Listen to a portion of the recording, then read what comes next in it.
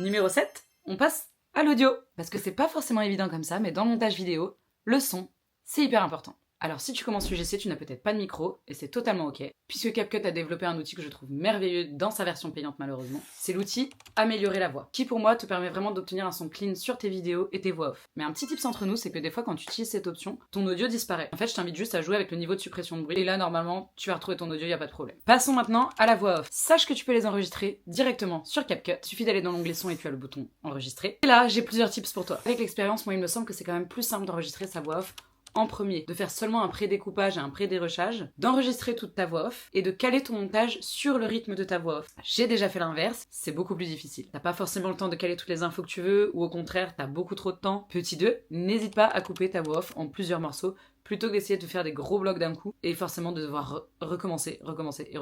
Et petit 3, c'est ma meilleure astuce pour les voix off, que personnellement j'ai mis longtemps à réaliser, donc que je suis ravie de t'apprendre dès maintenant, pour que tu gagnes du temps. C'est que justement, quand tu as tous tes morceaux de voix off, personnellement, je perdais un temps fou à essayer de couper les blancs, raccorder tout sur une seule piste et essayer de faire en sorte que ça soit fluide. C'était long et compliqué. Jusqu'à ce que je réalise qu'en fait, c'était beaucoup plus simple de te faire 2 pistes de son et d'alterner tes morceaux de voix off, une piste sur 2, et de les chevaucher. Tu fais commencer le début de ta voix off sur la fin de la dernière. Tu verras que tu n'auras pas de blanc, ça va être très fluide. Et surtout, tu vas gagner un temps fou. 4e et dernier tip que j'ai envie de te donner, c'est pas du montage, mais c'est de sourire quand tu fais ta voix off. C'est bête, mais ça s'entend et ça change tout. Autre point très important, les effets sonores. Dans ta vidéo, tu peux rajouter plein de petits bruits et de petits sons pour appuyer tes visuels finalement. Par exemple, si tu fais apparaître quelque chose dans ta vidéo, tu peux rajouter un petit pop. Ça peut être juste des petits sons dynamiques comme ça, ou si tu fais mine d'écrire sur ton portable, tu peux rajouter le petit son. Tu as une bibliothèque très large proposée par CapCut. Tu as différentes catégories, tu peux faire des recherches et tu peux enregistrer tes sons préférés. Moi, je t'invite à scroller et à te faire une sélection. Et encore une fois, je te le rappelle, ça doit être au service de ta vidéo, ça ne doit pas prendre le dessus,